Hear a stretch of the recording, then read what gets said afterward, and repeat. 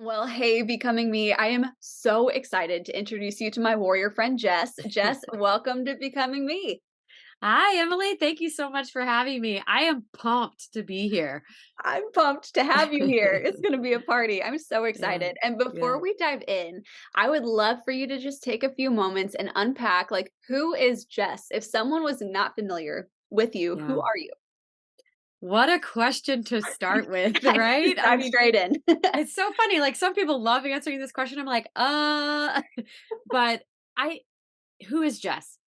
Jess is a girl who has learned to be fearless, even though I've faced many, scary things in life.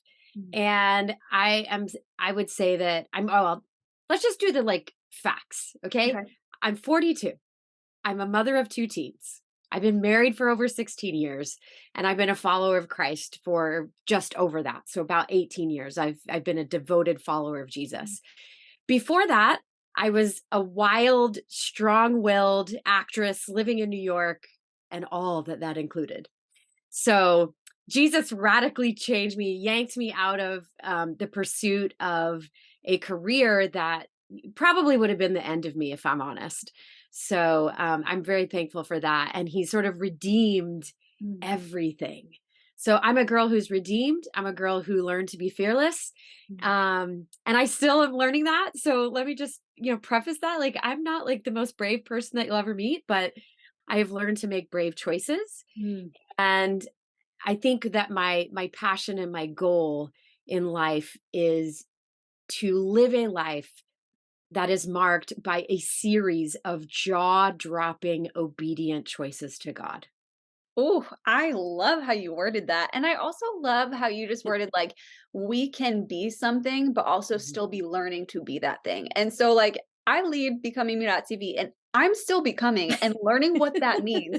And I believe I will never stop becoming. And Yeah, so I think just because we're learning something or something is a central theme in our life, and we might know more about it than maybe the person behind us on the road and we can help them yeah, along, yeah, but we're always learning in it. So I yeah, love that you even distinguished that for sure. yeah. And now I'm like very excited to dive into your journey because this is going to be fantastic. So let's go there. Okay. What's your story? Like what has made you who you are today? So, okay, so I decided when I was 9 years old that I wanted to become an actress. I was in my first play. It was Annie, of course, because when you're 9, that's what you're in. But I loved it. I fell in love with storytelling. I fell in love with acting, singing, dancing, every single aspect of it. Uh, and it didn't matter. The interesting thing is I think a lot of young people, kids, they want to be famous, they want to be a celebrity. It wasn't ever about that. It was like I didn't care what size the part was. I wanted to be on stage. I wanted to be part of a troupe of people telling a story and even just entertaining people. Mhm. It was fascinating to me. And so I committed at 9 to pursue this career and didn't stop until I was in my early 20s. So, I was devoted. I was a Yeah. committed person. And I went all the way to New York. I studied at NYU and I loved the craft of acting. However, while I was in New York and after I had sort of left, oh, I'm from Missouri, by the way. So I'm like this Midwestern girl, I grew up in a Catholic home. So I had a God fearing household, but I had not owned my personal relationship with God at that point. And so then I go to New York and it's like a smorgasbord of poor choices available, So I was like, yes, I'm going to try everything. And this is all terrible. Even though, on the outside, here's the crazy part. So I had gotten a really great job waiting tables, of course, making a lot of money. I was making a lot of money waiting tables. I had this beautiful little apartment on the Upper East Side. I had an agent. I was going on auditions. Like on the outside, my life was like clicking along on all cylinders. Everybody's like, "Yeah, she's going for it. That girl's going places." But on the inside, I was dying. Mhm. I was in a really toxic relationship. I undervalued I didn't understand my true worth. Mm, I was trying to prove my value through my career, through my accomplishments. I was trying to say, I'm worth mm, something. yeah. And yet all of these accomplishments, even though I was racking them up, I was like, oh yeah, I booked that, premiered in an off-Broadway show, like chunk, chunk, chunk. I still was like, I felt worthless on the inside. And the relationship that I was in just made that true to me. Mm, Um, and so there was this pivotal moment. I was doing this big show and my mom was like, "Hey, I'm going to bring one of my friends up to watch the show." So she flew in from Missouri. They were staying with me in my little apartment, and just shacked up like starving artists. It was awesome. And after one of the my sort of dress rehearsals, this woman that my mom brought with me, she was this spirit-filled Catholic. Like she was like a diamond, right? She's a mhm, diamond in the rough. And she could tell that I was just depressed. Like mm, there was a disconnect. yeah. And so she asked me this really simple question. She said, "Hey, do you want to keep doing things your way or do you want to try things God's way?" And Wow. it was like one of those, whack, like right in the face. And you're like, "Holy smokes." I don't even know how to answer that question, but I knew that the choices that I had been making were devastating and they weren't leading to the wholeness that I was deeply yearning for. And so, because I was not yet saved, I was like, well, I'm clearly effing it up, so I might as well try it God's way, And I so love it. that was sort of how I put my hand up. I'm like, yeah, you're so good, Jess. And so, but I did, I sort of surrendered my life, at least in part, in that moment. And the crazy thing is God stayed faithful even to that sort of like reluctant, like, sure, I'll give it a try, in my heart. And the thing that happened, it wasn't like a lightning bolt. I didn't like completely change all of my debauchery, we'll say, at that moment, but the shackles, the chains that had helped, like, I guess had caused me to keep coming back to these poor choices dissolved. Wow. And so all of a sudden, I was filled with the power to say no. Hmm. And that was radically different than what I had had before. So all of a sudden, I'm like, no, I don't want to do that. No, I don't want to be in this relationship. No, I want to do it on my terms. And Mm. this weight just came flying off of me. And then 6 months later, it was sort of like this sequence of events, right? A series of fortunate events, not unfortunate events happened. And so my girlfriend who I was working with at the time, she was also an actress, and she said, "Hey, let's move to LA." And I was like, "Yeah, that sounds fun. Let's do that." And I talked to my agent. My agent was like, "Yeah, if you want to do film and television, you really should move to LA and, I'll introduce you to some agents out there and, try to get your career rolling." And so I was like, "Great, sounds awesome." So, made all these plans and 2 weeks before I was set to move to Los Angeles, my girlfriend has a nervous breakdown, like a legit hospitalization nervous breakdown. And I'm like, what? Like, I don't want to move to LA on my own. What in the world? That is crazy. I don't know anyone there. Mm. I had like a few friends from acting school that had moved but they were more acquaintances. It wasn't like I could call them up and be like, "Hey, I'm going to sleep on your couch for 4 weeks until I get my life together." So I was freaking out. But I knew again that Mm. that weight, that restricted perversion of the truth had been knocked out. And I was like, no, I need to move to Los Angeles. Mm. That is what God appointed. So I need to do it. So I delayed my move by like a month because I still needed to get some things in place. Like, let's be realistic here. But I flew to Los Angeles and I met with one of my friends. He was a director actually. And I said, "Hey, can I, hang out with you for a few days? I need to try to find an apartment and all kinds of stuff." And he's like, "Yeah, sure. No worries." So I stayed with him. I saw like, I don't know, 13 dodgy, terrible apartments with dodgy, terrible roommates. And I was like, I am going to end up on a case of CSI if I move in with these people. So I was like, I cried out to the Lord. I'm like, Lord, I know you want me to move here, but this just doesn't seem like the pieces are coming together. Mhm. And on my very last day, like hours before I was supposed to go to the airport, I got this call from this guy. His name was Sven, or no, not Sven, Stein Husui.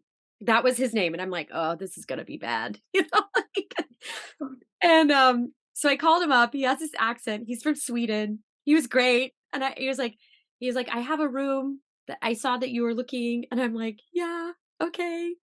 So I go and look at this apartment. It's perfect. Literally, Emily, it is perfect. Wow. It's in the perfect spot. He has his own private bedroom and bathroom all on his own side. Then the living area is kind of in the middle. And then on my side of the apartment, same private room, private Wow. bathroom. I was like, okay. I mean, I was like, on the inside, I'm a ninja. Like, if he tries anything, I will have a hatchet under my pillow. So, like, we're good. This is like me living in New York for many years. Like, nah, don't come in here. You're going to be in trouble big time. So, at any rate, I ended up making an agreement to come back or come in like a couple weeks, move in with Stein. And that was that was a major shift, both in my mental and physical stability as well as my spiritual life. So I moved to LA. Within 4 weeks, I meet my now husband. Within 2 months, I have fully surrendered, like, not just, like, reluctantly surrendered my life to Jesus, but fully surrendered my life to Christ. And from that point, the adventure that I have gone on is wild. And so it's only encouraged this part of my personality that always is kind of like seeking to press the boundaries and the limits on Mhm. myself, on my courage. And one of my life mottos is God calls us to courage, not comfort. So it's always courage over comfort.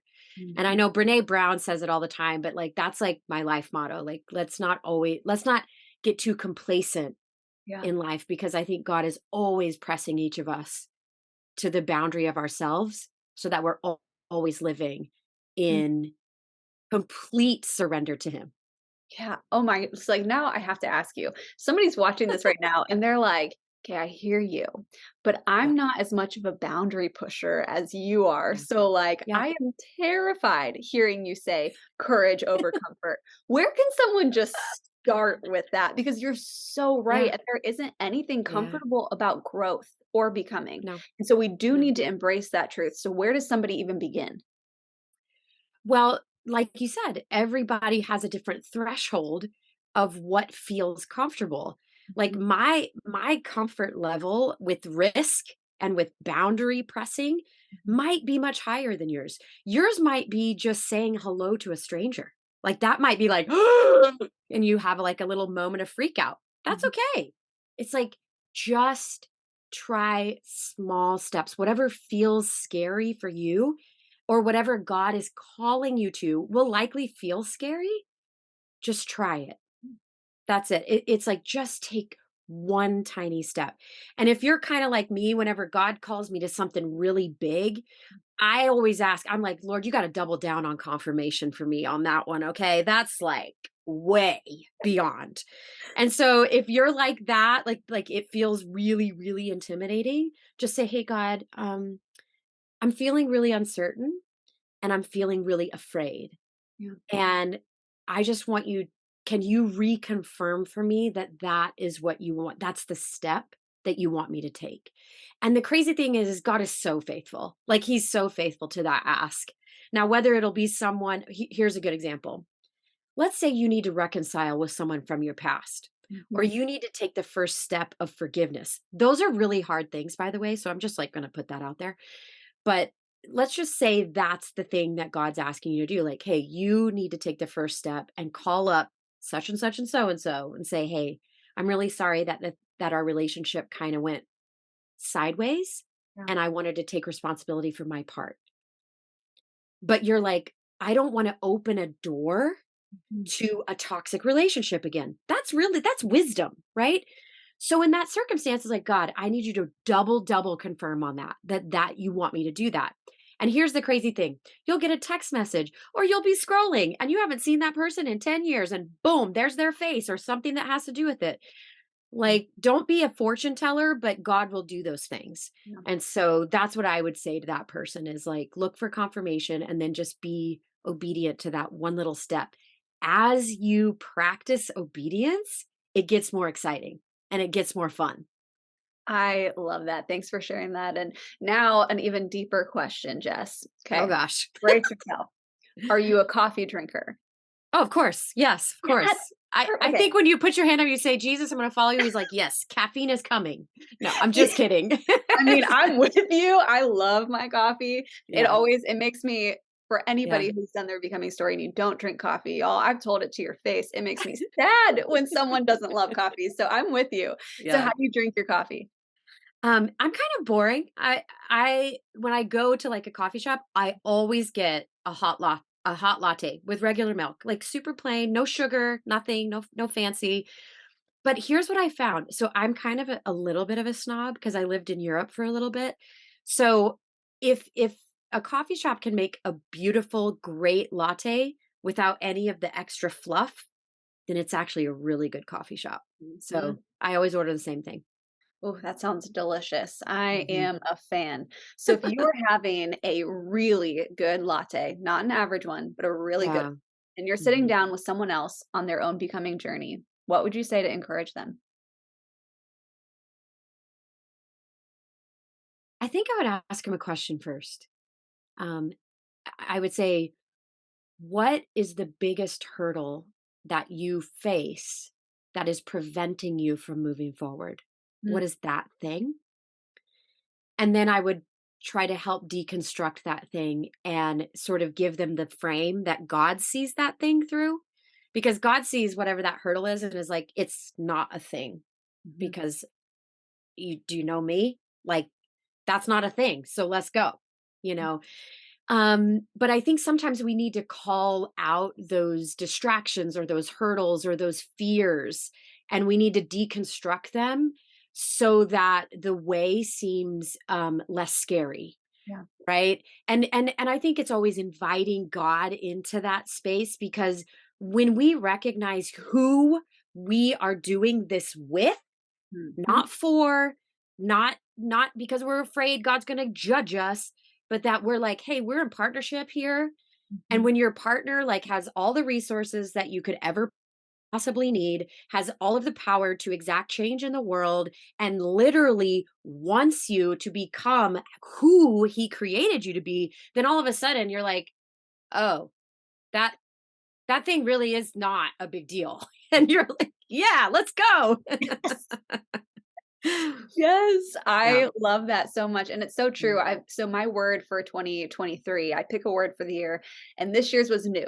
And a couple weeks into Yes. the new year, I'm like, Mhm. "Okay, what's the new, God? Like, just tell me what the new is." And I feel Yeah. like over and over, he keeps reminding me and he's teaching me.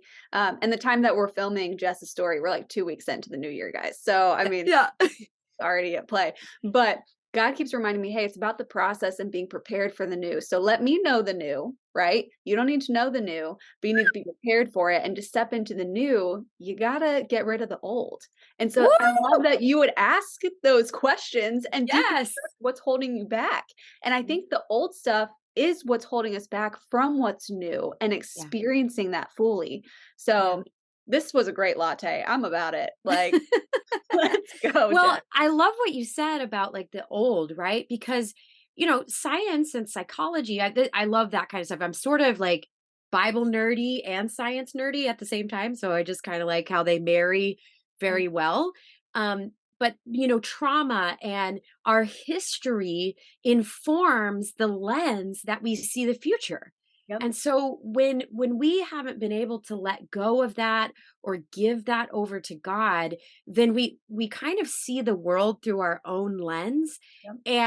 and God can help us if we allow him to. He can help us sort of like, here, really great visual, put on his glasses, and then all of a sudden we're like, oh, okay, well, that's not how it's going to be, even though that's how it was in the past. Yeah. I every time I go home to Missouri, it's funny because we have history, right?